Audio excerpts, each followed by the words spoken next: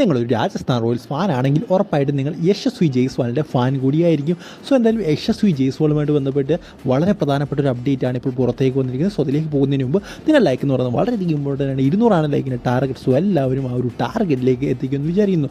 So Yashasvi Jaiswal അദ്ദേഹത്തിൻ്റെ team മാറാൻ പോകുന്നു എന്ന തരത്തിലുള്ളൊരു ബ്രേക്കിംഗ് ന്യൂസാണ് ഇപ്പോൾ പുറത്തേക്ക് വരുന്നത്.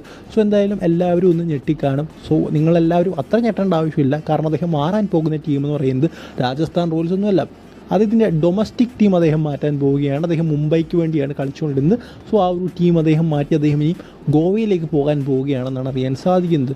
സോ അതിന് പിന്നിലുള്ള കാരണം എന്താണെന്ന് ചോദിച്ചു കഴിഞ്ഞാൽ പ്രധാനപ്പെട്ട ഒരു കാര്യം എന്ന് പറയുന്നത് ഗോവയിൽ നിന്ന് നല്ലൊരു ഓഫർ അദ്ദേഹത്തിന് ലഭിച്ചു. അതായത് ഗോവയുടെ ക്യാപ്റ്റനൊക്കെ ആക്കാം എന്ന് പറഞ്ഞൊരു ഓഫറൊക്കെ അദ്ദേഹത്തിന് നൽകി ജയ്സ്വാളിന്. സോ അതൊരു കാരണമാണെന്നാണ് പറഞ്ഞു കേൾക്കുന്നത്. അതുപോലെ തന്നെ മുംബൈ ക്രിക്കറ്റ് ബോർഡും അതുപോലെ നമ്മുടെ യശസ്വി ജയ്സ്വാളും തമ്മിൽ മറ്റെന്തെങ്കിലും തരത്തിലുള്ള പ്രശ്നങ്ങളും ഉണ്ടെന്നും പറഞ്ഞു കേൾക്കുന്നു. പിന്നെ അജിൻക്യ രഹാന തുടങ്ങിയ വമ്പൻ താരങ്ങൾ നമുക്കറിയാം മുംബൈയിൽ ഓൾറെഡി ഉണ്ട്. സോ അതും അദ്ദേഹത്തിനൊരു പ്രശ്നമാണ്. അവരൊക്കെ ഉള്ളപ്പോൾ ക്യാപ്റ്റനാവുക എന്നൊക്കെ പറയുന്നത് ഭയങ്കര പാടാണ്.